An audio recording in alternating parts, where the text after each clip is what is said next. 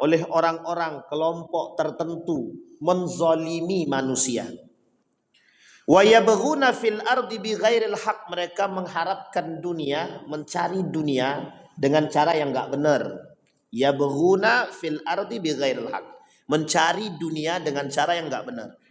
Ulaika lahum azabun alim, bagi mereka azab yang sangat pedih. Azabun alim, azab alim pedih. Kalau kalimat ini kalimat-kalimat dalam Al-Quran yang digandeng dengan azabun syadid, azabun alim, dan beberapa hal yang lain, berarti menandakan bahwa problem atau masalah atau dosa yang dia buat mesti setingkat dengan dosa-dosa besar. Artinya Allah menggunakan kalimat yang ingin Allah tunjukkan betapa besarnya dosamu sehingga aku harus memberikanmu azab yang sangat pedih. Azab yang pedih. Artinya perbuatan tersebut masuk dalam kategori, kata para ulama Al-Quran, perbuatan tersebut masuk dalam kategori zalim. Saking besarnya dosa kezaliman ini, Nabi kategorikan orang yang melakukan kezaliman itu masuk dalam perbuatan yang menghapus amal ibadah. Syirik itu dosa besar apa tidak? Bisa menghapus amal ibadah kita? Sangat menghapus ibadah kita.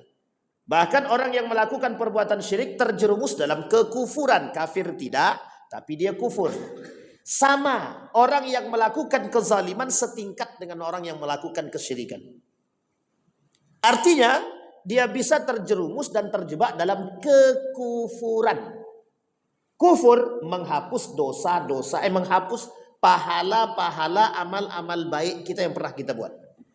Apa dalilnya? Sittatu asya'in tuhbitul a'mal. 6 perkara yang merusak amal ibadah. Merusak amal ibadah, dia beribadah tapi tak bernilai. Dia tak bernilai. Pertanyaannya, contohnya, orang sholat, sah sholatnya, sah. Sholatnya sah karena rukunnya jelas. Masalahnya pahala sholatnya dapat nggak? Tergantung. Apa tergantung? Sebelum sholat atau setelah sholat dia menzolimi orang nggak? Ini habis sholat nih, assalamualaikum warahmatullahi wabarakatuh. Assalamualaikum warahmatullahi wabarakatuh. Imam hendak jaleh kata. Imam untuk apa tadi? Dia zalim sama imam tadi. Dia mencaci maki imam, menggibah imam, tu zalim. Salatnya sah secara hukum, pahalanya nggak ada.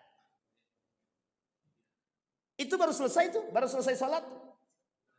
Tapi setelah selesai salat dia caci maki orang, dia zalimi orang dan lain sebagainya. Salatnya sah, pahalanya nggak ada. Sama halnya dengan orang yang berpuasa, puasa dia tapi tidak salat dia. Orang puasa tapi tidak salat, puasanya sah. Puasanya sah, pahalanya nggak dapat. Makanya disebut sama Nabi, khamsun yubtirna syam, kata Nabi, ada 5 perkara yang menyebabkan pahala puasa itu tidak dapat. Satu diantaranya tarikus shalah, yang meninggalkan salat. Sampai di sini bisa dipahami ya Bapak Ibu ya. Kembali kepada poin tadi, az-zulmu zalim. Ittaquz zulma fa inna zulma zulumatin yaumal qiyamah. Jauhi olehmu, takutlah kalian terhadap kezaliman. Sesungguhnya kezaliman itu yang akan membuat kegelapan di hari kiamat. Ini maksud kegelapannya apa? Tidak adanya sinar ataupun cahaya yang diberikan kepada manusia tersebut. Kenapa? Karena zalim. Berarti zalim diibaratkan apa? Diibaratkan kegelapan. Pahala ibaratnya adalah cahaya. Yang bisa meredupi cahaya tersebut kezaliman yang dia buat. Nah, nanti baru kita cari contoh apa kezaliman yang tersebut. Nah, artinya kata Nabi, di antara 6 perkara yang merusak amal ibadah seseorang, satu di antaranya kezaliman. Sekarang Bapak Ibu, kita tanya, apa saja kezaliman itu? Contohnya, saya ambil yang paling sederhana. Yang paling sederhana sekali adalah zalim tersebut, ibu menaruh paku di jalan agar orang tersiksa, itu bukan paling sederhana. Bukan paling sederhana. Itu masuk dalam kategori kezaliman yang lebih tinggi, cukup tinggi. Tapi ada yang lebih sederhana, ada menggibahi orang. Cuma ngomongi orang, itu zalim. Cuma, apalagi nipu. Nipu itu dah besar sekali. Cuma narok paku di jalan biar orang kena paku. Ini misal kita ambil contoh ya, kita ambil contoh. Tapi ini contoh, ini fakta. Contoh sekaligus fakta. Ada tukang bengkel, tukang ban. Apa namanya? Tambal ban. Dilemparnya paku di tengah jalan tuh, ha? Biar bocor ban tuh, datang singgah. Terjadi saya temukan itu. Kita nasehatin, kita yang dimarahnya. Saya bilang, Bapak mau marahin saya, marahkanlah. Nanti tanggung jawab Bapak kan di akhirat, kita tanggung jawabnya personal kok, sendiri-sendiri saya bilang. Yang jelas yang penting saya sudah ingatkan itu. Coba bayangkan tuh Pak. Sengaja ditaruhnya paku di tengah jalan itu, biar orang berhenti ke bengkel tambal ban dia. Pantas Pak, kok rame tambal ban nih, jam 2 malam kok rame. Kan curiga kita. Besoknya kita jalan, kita cari tahu lagi tuh beberapa kali tuh. Ternyata memang itu kerjaannya. Kita cari tahu tuh dari di atas jam 11 malam tuh udah mulai ditaruhnya itu. Astagfirullah wa atubu ilaik. Saya bilang, wah ini kacau ini. Itu masuk dalam kategori tengah-tengah. Nah, ada yang lebih sederhana pada kezaliman. Ada orang yang suka ngomongin orang. Tapi itu kan gibah Pak Ustaz. Gibah tapi zalim. Ngomongin kekurangan orang kepada orang lain, zalim. Zalim. Apalagi ngambil tanah orang. Ya jelas zalim. Jelas zalim. Tapi yang kalau ada istri nuntut sama suami untuk pindah dari rumah mertuanya, tapi suaminya tidak mau. Apa kata perempuan tadi? Apakah suami zalim kepada istri? Itu tidak masuk kategori zalim itu. Kenapa saya sampaikan begitu? Karena ada yang nanya, Ustadz, zalim tidak suami kami? Katanya. Kami minta pindah dari rumah mertua tapi suami kami nggak mau. Katanya. Zalim tidak kami itu? Itu tidak masuk kategori zalim. Yang dimaksudkan kategori zalim tersebut adalah pada poin yang tadi saya sampaikan. Yang paling sederhana, gibah. Tapi perbuatannya sederhana, dosanya sama. Dosanya sama. Gibah misalkan, ngomongin orang. Dosanya sama seperti makan daging saudara sendiri. Makan daging saudara sendiri itu hanya kiasan. Kiasan. Bahasa sederhananya, Anda sedang membunuh saudara Anda sendiri. Makanya bahasanya makan daging saudara sendiri. Bahasa sederhananya Anda sedang membunuh saudara sendiri. Tapi aku tidak membunuh dia. Lebih berbahaya daripada Anda membunuh dengan pisau. Seorang muslim menyerahkan kartu as seorang muslim kepada orang lain. Itu sama hal dengan membunuh kawan sendiri. Itu juga zalim. Apalagi ada umat muslim menjual agama kepada Israel, Amerika demi kepentingan zalim. Itu bahaya. Itu dah hampir tinggi. Baik, kita kembalikan Pak. Maka bahasanya dalam Al-Quran itu innamas sabil. Banyak cara yang mereka gunakan untuk menzalimi manusia demi mendapatkan dunia. Salah satunya itulah yang pernah diperbuat oleh manusia. Apa contohnya? Mengkapling tanah orang. Nah, tadi siang ada kasus.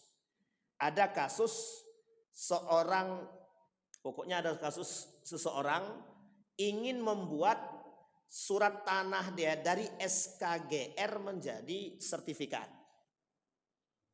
Sertifikat. Cuma dia ngambil tanah orang. Memang yang diambilnya cuma 1 meter. 1 meter itu lumayan apa tak lumayan itu? Bukan masalah lumayan apa tidak lumayannya Pak. Masalahnya pertanggungjawaban di akhiratnya gimana? Mau 1 meter kayak mau 100 meter kayak sama dosanya. Cuman kan mereka nggak mikir tuh Pak. Kira-kira orang yang meskipun 1 meter diambil sama dia misalkan. Orang yang punya tanah ini terzolimi apa tidak? Zalim Pak, zalim. Apalagi dosa pertama sudah dia buat ngambil tanah orang. Dosa kedua manipulasi sertifikat. Yang ketiga manipulasi tanda tangan. Yang keempat suap. Yang kelima menerbitkan sertifikat tapi bukan yang haknya. Berapa dosanya tuh? 5 Pak dosanya. Coba bayangkan. Kezaliman yang terukur dan terstruktur. Hanya saja manusia nggak sadar dengan apa yang mereka buat. Kalau kita kaji persoalan tanah Pak, minta maaf Pak, banyak betul. Ada salah satu tanah di daerah Panam itu yang punya sertifikatnya 20 orang. Tanahnya satu cuman. Sertifikatnya 20. Kita mau suzon sama siapa sekarang? BPN kan? Astagfirullah wa atubu ilaih. Baik, kita kembalikan Pak. Nah, wa yabghuna fil ardi bighairil haq, mereka mencari keuntungan dunia bighairil haq, dengan cara yang tidak baik. Korupsi, suap, ngambil hak orang, memaksa, merampas, merampok, mencuri, gosok, sama Pak. Itu tidak dibenarkan dengan cara yang nggak benar. Kita ambil contoh lagi, sederhananya begini. Bapak ibu minjam ke bank. Minjam ke bank. Nggak usah ke bank lah. Kita ambil contoh sederhana masuk Indomaret. Bapak ibu belanja. Belanja nih. Sisa uang ibu 100 atau 500 deh. Ditawarin nih. Maaf Pak, kami nggak punya uang 500. Gimana Bapak beli permen aja ya? Kita nggak mau permen. Tapi dia minta permen. Atau Bapak ikhlaskan aja. Kita yang kekurangan dia minta ikhlas. Sekarang kalau Anda saja yang ikhlas bagaimana? Enggak mau dia. Kenapa enggak mau? Kenapa saya tanya? Kenapa kalian tidak mau ikhlas? Kan itu kan sistem Pak. Loh, sistem siapa? Anda bermain dengan sistem manusia, kami bermain dengan sistem Tuhan, saya bilang begitu. Akhirnya apa? Enggak jadi beli saya. Kalau Bapak enggak jadi beli, ini sudah terinput Pak. Ini buat bentuk pemaksaannya. Sudah masuk input, enggak boleh dibatalkan. Akhirnya yang tanggung jawab siapa? Kasir Pak, karyawan. Kita mesti sedih, mereka yang tanggung. Kalau saya enggak usah pakai sedih-sedihan Pak, enggak usah. Kenapa kita enggak perlu sedih? Karena sistemnya memang sistemnya brutal. Masa kita disuruh mengikhlaskan sementara mereka enggak mau mengikhlaskan? Ikhlas ini pahala Pak. Iya, emang ikhlas pahala, cepat Anda yang enggak mau ikhlas.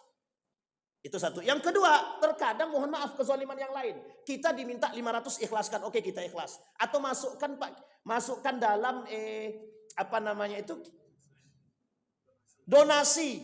Loh kita nggak tahu donasi mana. Kalau sempat donasi yang dia masuk dalam Israel, kita bagian daripada pelaku kan Pak. Ini contoh kezaliman itu. Apalagi yang sifatnya bank konvensional menyiksa itu. Apalagi yang pakai leasing-leasing itu penyiksaan Pak. Mereka, mohon maaf ya, kalau kita pinjam uang, itu orang datang sama kita Pak, cepat tuh telepon. Jadi nggak Pak, jadi nggak Pak. Setelah selesai, kita telat, telepon terus Pak, suruh bayar, suruh bayar. Ketika kita mau mengambil BPKB, oh susahnya bukan main. Inilah, itulah, inilah, semua banyak Pak. Ustaz bisa pengalaman benar Pak. Pas ngurus punya bapak saya, la ilaha illallah. Saya bilang, Anda minta duitnya cepat, kami ngambil hak kami pun susah. Itu banyak unsur. Ya sistem itu tadi. Makanya sistem itu kok bisa? Mengapa sistem? Harusnya sistem itu mempermudah bukan memperumit. Kenapa sistem itu harus mempermudah? Islam itu mempermudah bukan mempersulit. Orang tidak bisa makan di tengah jalan, di dalam hutan, suruh makan babi yang tadinya haram bisa jadi halal itu. Bukan halal, dibenarkan itu, mubah gitu. Coba bayangkan, Islam memberikan kemudahan bukan menyusahkan. Lah ini kok sistemnya menyusahkan. Zalim. Ada kezaliman yang lain banyak Pak. Ini kontraktor sudah selesai kerja. Mohon maaf nih para pemerintah nih, mohon maaf betul nih. Sudah selesai kerja, tunda bayarnya sampai 2 tahun Pak. Oke lah, kita pahamin tuh. Tapi mohon maaf, yang paling sulit lagi, ini kenyataan Pak, kenyataan karena ini fakta sendiri. Apa kata mereka? Kalau enggak mau bayar, ini kita tinggal pencairan Pak. Mereka mau mencairkan dengan catatan kita bayar 1 juta. Pertanyaannya itu bayar apa? Maksud lainnya adalah bayar dulu, kasih kami duit baru kami cairkan. Kalau tidak kami enggak usah. Ya Allah, artinya perbuatan seperti kezaliman seperti ini sering kita temukan. Coba bayangkan setiap orang yang tersandung penyakit seperti ini. Setiap orang yang mengalami kasus seperti ini dan berbicara, setiap orang berbicara. Anggap kontraktornya empat orang, keempat-empatnya bicara dan nggak mau ngasih. Kira-kira ke depan mereka buat nggak? Enggak, Pak. Tapi karena tiganya yang ngasih, satu tidak, ya terus dibuat sebenarnya. Yang satu dipersulit, yang tiga diperlancar. Nanti bahasanya ini kan cuman uang bantuan jasa biar mudah. Mereka juga manusia. Loh kok ngajak ke neraka bareng-bareng gitu loh Pak. Cukup yang mereka aja yang ke neraka, kita nggak usah perlu ikut-ikutan. Mohon maaf ya Bapak Ibu ya. Ini kasus. Saya pernah ceritakan sama Bapak Ibu. Saya dulu pernah mengurus proposal beasiswa untuk anak yang tidak mampu di sini, di provinsi ini. Uniknya Pak, uniknya. Masuk ke Kesra, sampai ke situ ditolak, dilalah. Di samping saya ternyata setelah itu datang orang lain bawa proposal juga, bantuan sekolah. Apa jawaban mereka? Titipan dari anggota dewan gitu deh. Masuk punya kita, bawa punya orang tak mampu, kita cuma ngurus, ditolak. Saya bilang ini juga punya anggota dewan, bahkan wakil ketua. Saya bilang, oh iya Pak, minta maaf Pak, minta maaf Pak. Coba bayangkan, ini kezoliman yang fatal betul itu. Jadi kita ini sekarang sedang bermain dengan kezoliman. Ya wajar kalau Tuhan tuh tidak mau memberikan rahmatnya kepada kita, itu wajar kadang. Kenapa begitu? Karena kita sudah terstruktur dan tersistem kezoliman yang kita buat itu. Makanya mohon maaf Pak, mohon maaf betul. Kezoliman itu terlalu tampak gitu. Terlalu kalau bahasa sederhananya Mbok Yo kalau main yang halus-halus lah gitu. Sekarang nggak perlu harus-halus Pak merampok harta orang itu. Dulu orang mencuri malam-malam Pak, sekarang nggak terang-terangan itu. Kan begitu. Kenapa mereka mencuri terang-terangan? Ya sudah ada backingan kekuatannya Pak. Kami maling sudah ada kok yang jaga. Lah sekarang kalau dulu kan maling nggak ada yang jaga, makanya malingnya malam-malam takut deh gitu. Lah sekarang maling siang-siang. Kenapa? Ya karena sudah ada yang jaga. Lah kalau ditangkap ada yang lepasin kok. Coba begitu sederhananya hidup sekarang itu. Pertanyaan saya, apakah kemaksiatan seperti ini, kezaliman seperti ini harus dimaklumkan? Harus dimaklumkan, harus dinormalisasikan. Itu pertanyaannya buat siapa kita semua. Baik, kemudian Allah berkata di dalam Al-Quran, wala tahsabannallaha ghafilan amma ya'maluz zalimun. Kata Allah, jangan kalian kira aku ini lalai dengan perbuatan kezaliman kalian. Tidak, kata Allah. Nah, ini Allah yang ngomong Pak. Kata Allah, wala yahsabanna ghafilan, wala yahsabannallaha ghafilan amma ya'malun. Jangan kalian pernah merasa bahwa aku lalai dengan perbuatan-perbuatan kalian, kezaliman kalian gitu. Contoh seperti orang yang mengkapling laut gitu. Mungkin kita pahami aja kalau dia yang kapling laut, karena yang mengkapling bukan muslim misalkan. Lah unik yang umat muslim yang melakukan tapi dia nggak sadar. Kalimat ini dipergunakan untuk siapa? Satu, orang yang mengerti. Dua, untuk orang yang tidak mengerti Pak. Siapa orang yang tidak mengerti? Orang yang tidak pernah mempelajari. Yang mengerti siapa? Umat muslim itu sendiri. Lah unik, pelaku-pelaku kezaliman itu rata-rata muslim semua. Kenapa? Ya di tempat ini dengar muslim. Coba bayangkan Pak. Itu kita nggak pakai organisasi Pak. Ini personal, ini pribadi. Begitu semua kan begitu. Nah ini poin penting. Apalagi sekarang nih kita lihat kasus-kasus begitu banyak. Ya artinya memang kalau bahasa sederhananya begini. Maaf, ya Allah maafkan kami khilaf gitu aja. Tapi ingat, Anda bertaubat silahkan. Tapi Anda yang memakan hak orang lain dan melakukan kerugian terhadap orang lain, Anda tetap akan dituntut atas kerugian orang lain. Itu tetap dituntut. Tapi apakah Allah mengampuni dosa mereka? Ya Allah ampuni dosanya. Tapi yang namanya haknya orang yang kita makan harus kita kembalikan. Maka bahasanya begini, ada orang bersaksi palsu. Karena hasil persaksian palsu dia menyebabkan orang yang disaksikan tersebut merugi. Maka yang pertama yang harus dia lakukan untuk memperbaiki diri, dia bertobat kepada Allah yang pertama. Yang kedua, berapa jumlah kerugian orang yang diakibatkan persaksian palsu dia, harus dia ganti. Harus dia ganti. Baru selesai. Kalau enggak selesai Pak. Dituntut di hari kiamat Pak. Baik. Innama yuakhiruhum liyaumin taskhasu fihil absar. muhti'ina muqni'i ru'usihim la yartaddu ilaihim tarfuhum wa af'idatuhum hawaun, kata Allah. Wa saya'lamuz zalimun, saya'lamul ladzina zalamu ayyamun qalab yanqalib. Kata Allah di dalam Al-Qur'an, kanu la yatanahawna am munkarin fa'aluhu labi'sa ma kanu yaf'alun. Perbuatan yang mereka lakukan dari kezaliman-kezaliman tersebut sungguh sangat berbahaya. Nah, sekarang Bapak Ibu kita spesifikin nih judulnya. Dalam judul dosa besar yang ke-16 itu sebenarnya ghassal imam ar-ra'iyah wa zulmuhu lahum. Apa itu? Tipu daya pemimpin terhadap rakyatnya dan kezaliman yang dia lakukan terhadap mereka. Nah, ini dosa besar yang ke-16 itu. Tadi zalim secara umum, sekarang kita spesifikkan. Karena banyak sekali kezaliman itu kita spesifikin. Tipu daya pemimpin terhadap rakyatnya dan kezaliman yang dia lakukan terhadap mereka. Makanya bahasanya ghassal imam ar-ra'iyata wa zulmuhu lahum.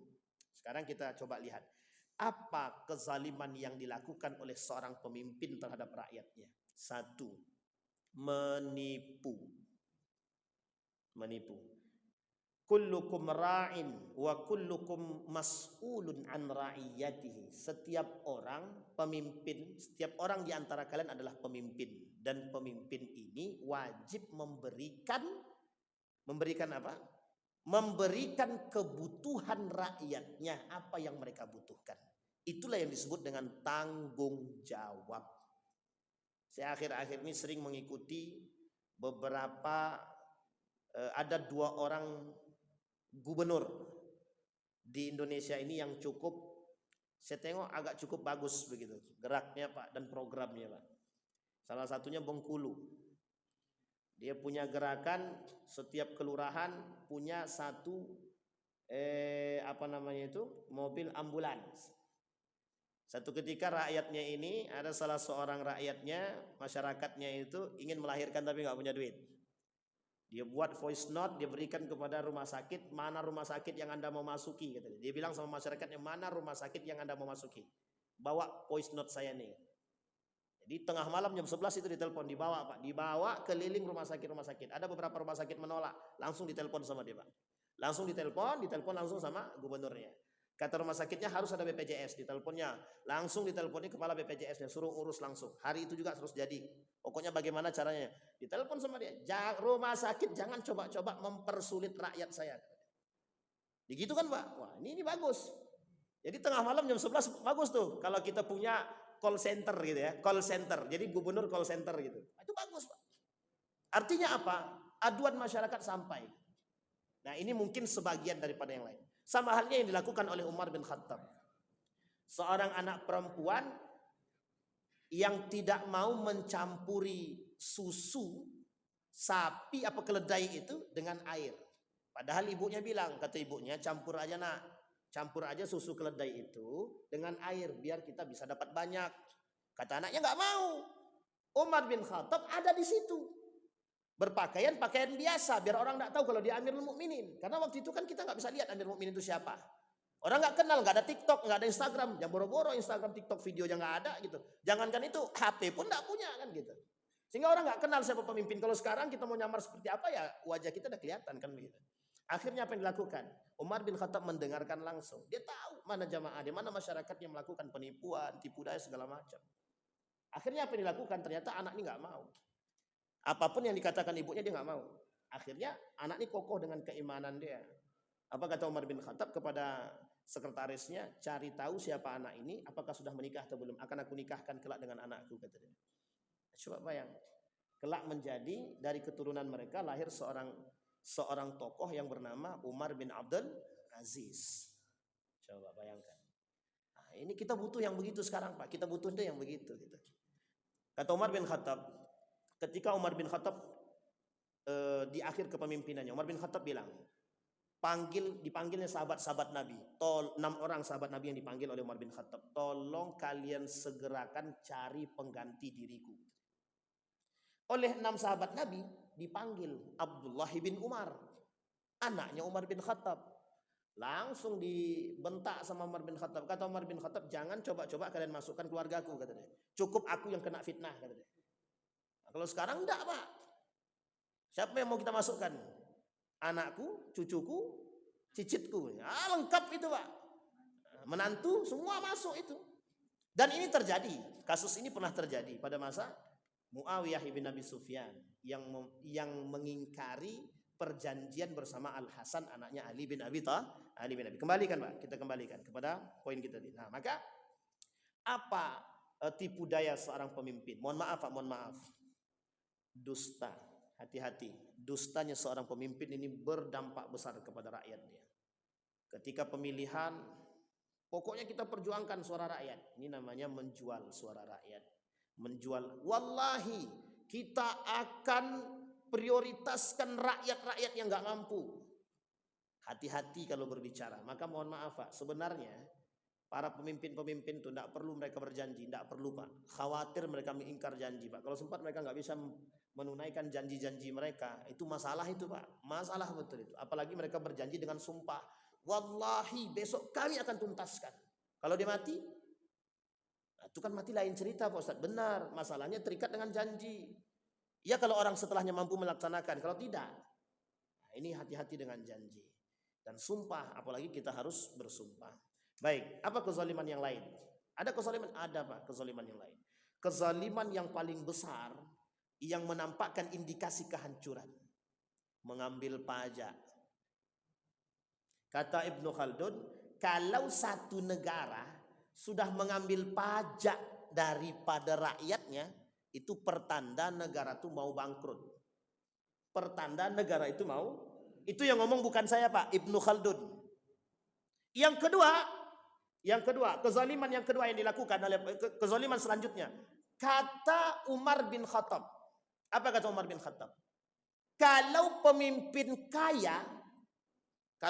itu kaya dan memperkaya diri, tanda kehancuran satu negeri. Jadi negara tersebut pengen tahu kehancurannya, kata dia, maka lihatlah gaya hidup para pemimpinnya. Ini yang ngomong Umar bin Khattab, bukan saya. Saya cuma menukilkan saja.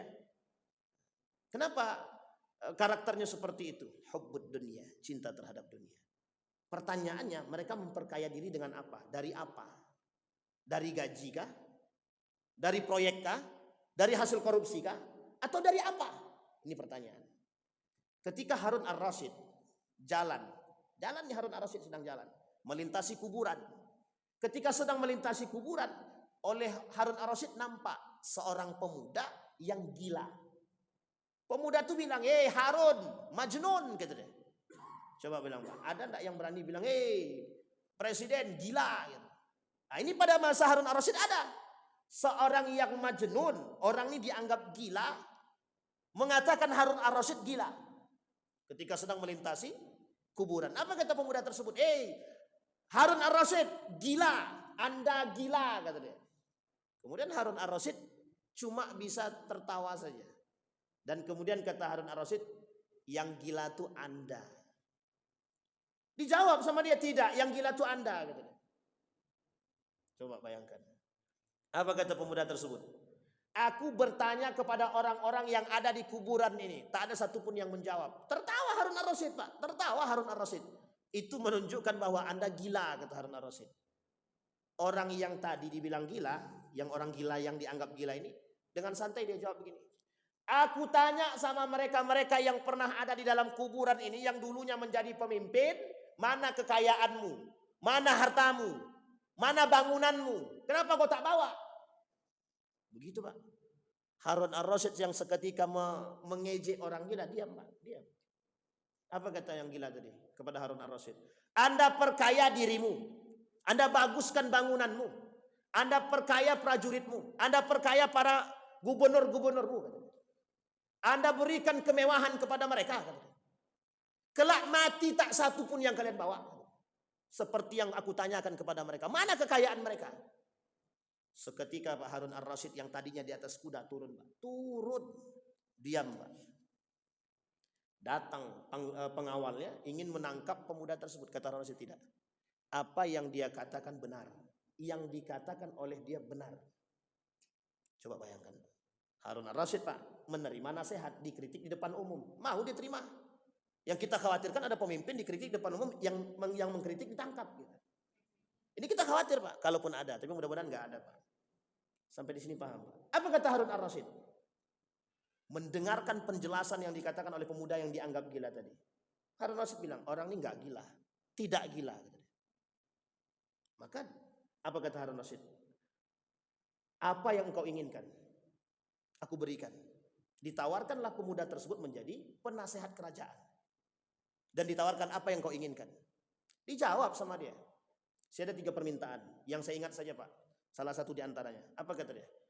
Masukkan aku ke dalam surga. Kata orang gila tadi. Diam Pak Harun al-Rasyid. Diam. Gak bisa jawab apa-apa. Apa kata Harun al-Rasyid? Itu bukan pekerjaan aku tidak mampu. Kalau engkau tidak mampu melakukan perbuatan tersebut, gak usah kau tawarkan kemampuanmu kepada diriku. Coba bayangkan Pak. Nah, kita butuh pemimpin yang begitu Pak. Kita butuh yang pemimpin seperti ini.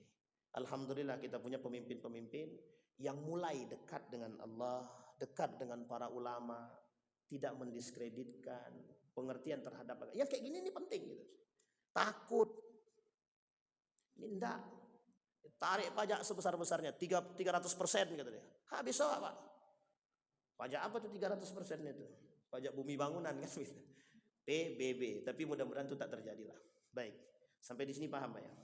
Nah, maka dalam hadis Nabi bilang begini.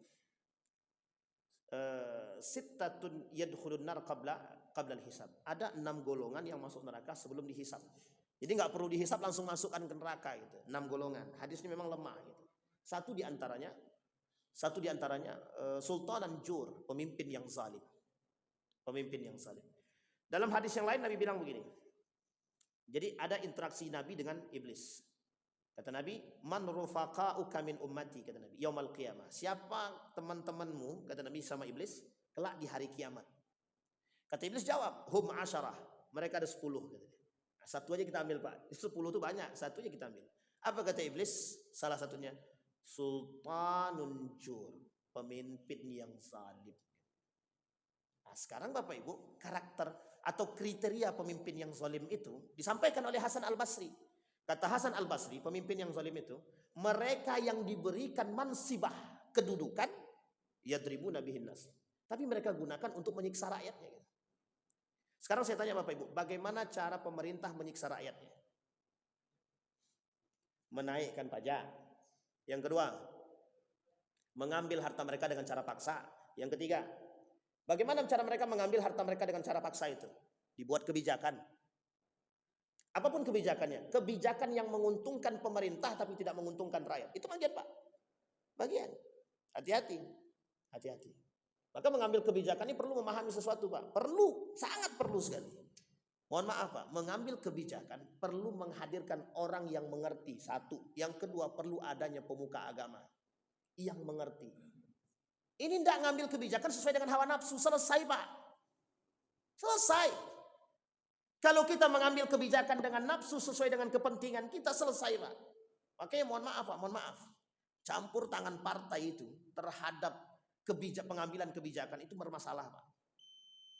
Iya kalau kebijakan itu disesuaikan dengan kebijakan sesuai dengan keuntungan rakyat. Kalau tidak, kalau disesuaikan dengan kepentingan partai, selesai Pak. Sampai di sini paham ya. Jadi ladang, ruang untuk kezaliman itu terbuka. Tapi ruang untuk kebaikan lebih luas.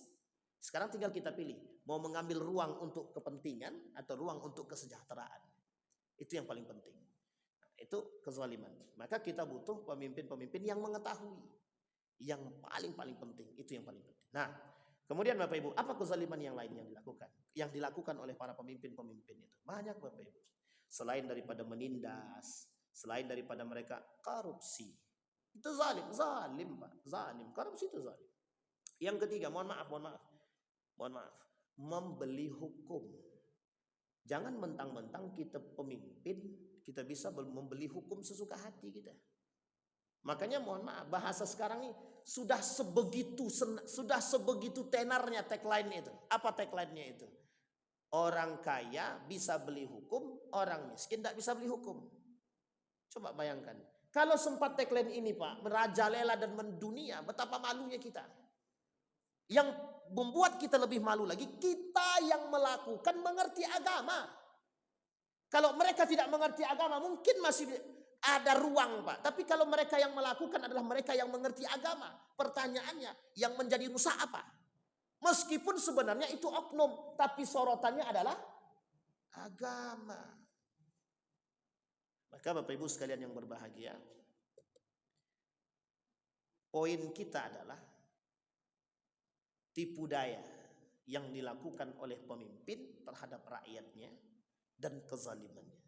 Jika itu dilakukan oleh pemimpin, bagian daripada dosa besar.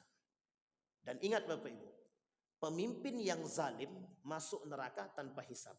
Pemimpin yang baik adil masuk surga tanpa hisab. Menggandengnya begitu. Pemimpin yang adil dapat naungan di hari kiamat. Pemimpin yang zalim justru mendapatkan ancaman lebih daripada Allah. Jadi sekarang apa yang harus kita lakukan? Yang harus kita lakukan satu. Saya khawatir dengan kita semua Pak. Khawatirnya apa? Saya khawatirnya kita tidak pernah mendoakan pemimpin kita Pak. Kapan kita mendoakan pemimpin kita? Pas pemilihan aja. Dalam sholat kita hari-hari pernah gak kita hadirkan dalam, ya Allah berikan kami pemimpin yang baik dan perbaikilah akhlak-akhlak pemimpin kami. Nah ini perlu kita suarakan terus menerus setiap sholat perlu. Kenapa? Ya hanya dengan doa yang bisa kita buat Pak. Karena ada pemimpin-pemimpin yang tidak mau dinasehati. Bisa jadi dengan doa masyarakatnya yang kuat. Dan mungkin pakai sound system. Kalau perlu berdoa di samping rumah deh. Dan arahkan doanya ke kamar deh kalau perlu gitu. Biar dia sadar. Ya bisa jadi dengan doa yang kita lantunkan. Allah mendengar dan Allah kabulkan. Allah buka hati dia sehingga bisa menerima kebaikan. Mudah-mudahan ada manfaat bagi kita semua. Fa'tabiru ya ulil absar la'allakum tuflihun.